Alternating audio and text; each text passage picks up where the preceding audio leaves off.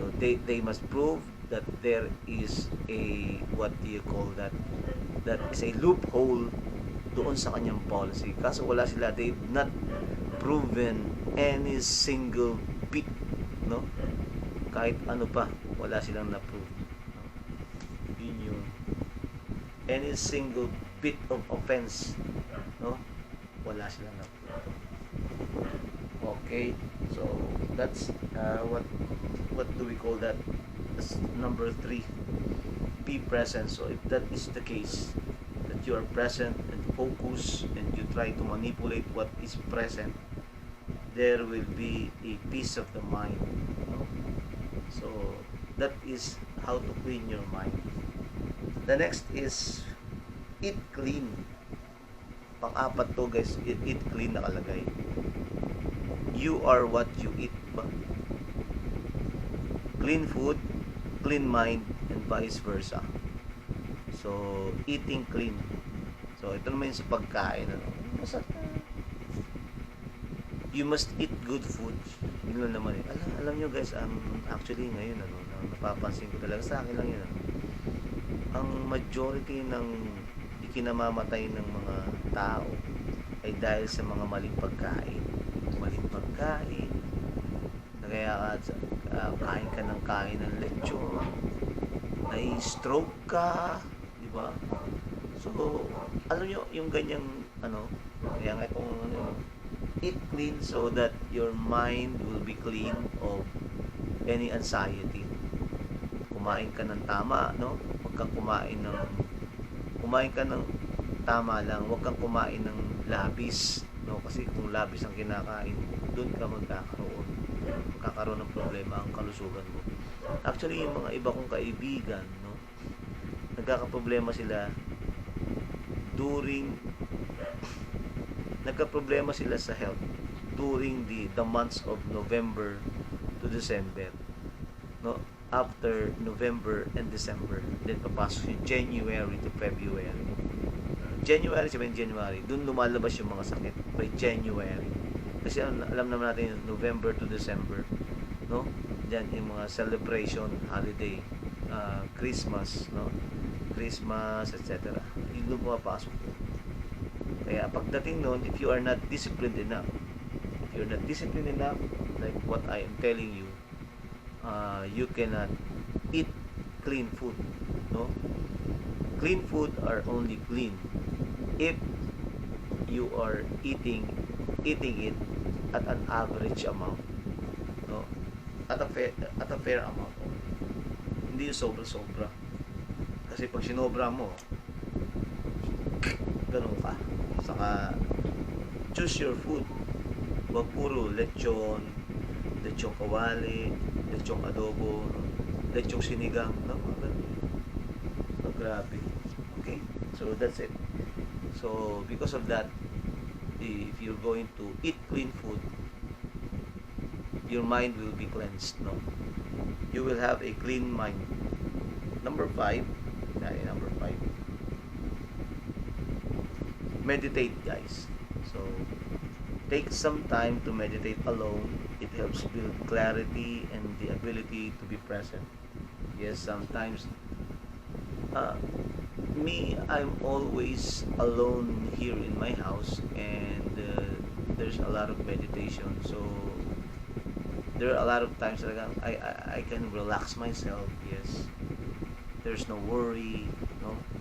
Kaya naka-set yung mind ko. I'm always relaxed. So kasi mahirap mag-relax pag marami kayo sa loob ng bahay, no? May mga bata, pero nakakatuwa. Pero once you learn how to be alone, you will be used to it. Like me, ang tagal ko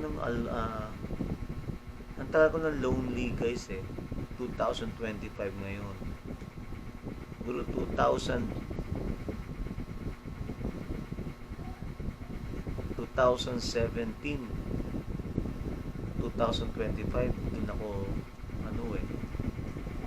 doon ako nag-iisa talaga, 2017 to 2020 up to present, no? So yun.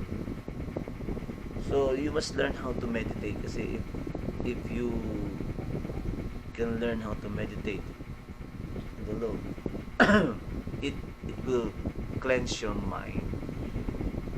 No, magiging peaceful yung mind mo in terms of meditation. Okay?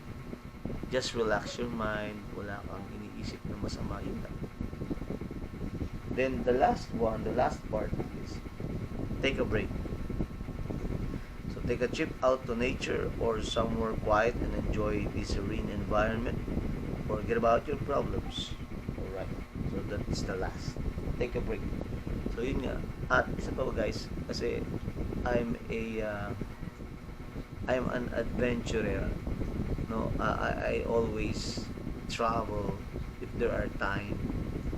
No, so kaya nga mapapanood nyo sa aking YouTube channel mga travel adventures ko, no? Travel adventures. So please watch my travel adventures. Marami kayong mapapanood doon, no?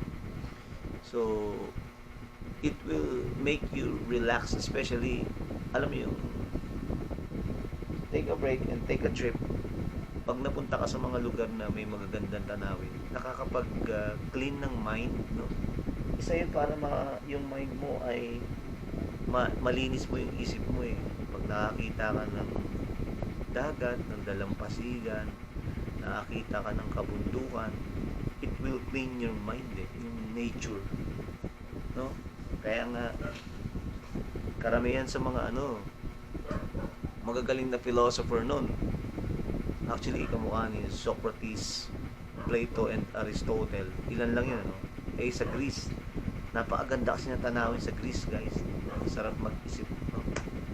Ganon din sa atin. Kaya tingnan nyo si Jose Rizal, si Dr. Jose Rizal, saan niya ginawa yung dalawang nobela niya, yung Noli Me Tangere at El Filibusterismo, sa ibang bansa. Kasi masarap mag-isip dun eh, no? Tapos I think yung isa pa, yung last part ng LPD, nandun siya sa may Dapitan, di ba? Maganda rin ang tanawin doon. So, masarap mag-isip pag ang nasa harapan mo ay magandang tanawin. No? Magagandang tanawin nasa harap mo. Nagiging fruitful yung pag-iisip mo. So, ayun guys, so those are the things that can clean your mind. Isa-isa natin, ano? O, ito yun guys, ulitin ko yun. Dito yun. How to clean your mind. The first one is to unfollow. The second one is be selectively social. No? Ito yung core group. You're gonna make a core group. Number 3 is be present. Be present and focus. No? Number 4 is you must eat clean. Number 5 is to meditate.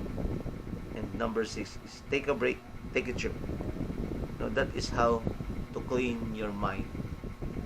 Okay, ito yun guys. So, dyan na lang tayo tatapos guys, no? So, if you have any questions, any suggestions, any add-ups to our topic, please write it down dito sa ating comment.